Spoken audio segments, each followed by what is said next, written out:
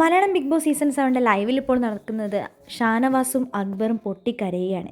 ഷാനവാസ് പറയുന്നുണ്ട്, എൻ്റെ ബേക്കിൽ നിന്ന് എന്നുമുള്ള ആ പ്രാർത്ഥന നിലച്ചപ്പോൾ തുടങ്ങി എൻ്റെ ജീവിതത്തിൽ ദുരിതം.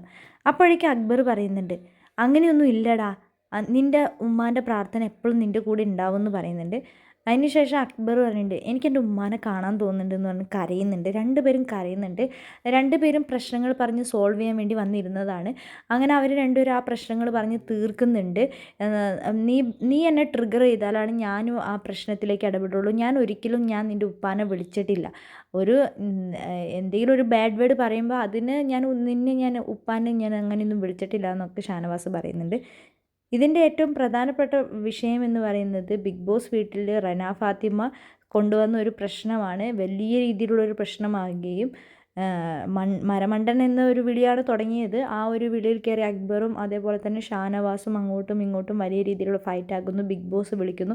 ബിഗ് ബോസിൻ്റെ അടുത്ത് പോയിട്ടും അവർ അങ്ങോട്ടും ഇങ്ങോട്ടും ഫൈറ്റ് ചെയ്തുകൊണ്ടിരിക്കുന്നു. നിങ്ങളോട് എത്ര തവണ പറഞ്ഞിട്ടുണ്ട്, എന്നാൽ എല്ലാ ദിവസവും ഞാൻ നിങ്ങൾക്കൊരു സമയം തരാം നിങ്ങളുടെ ഫൈറ്റിന് വേണ്ടിയിട്ട് എന്നൊക്കെ ബിഗ് ബോസ് പറയുന്നുണ്ട്.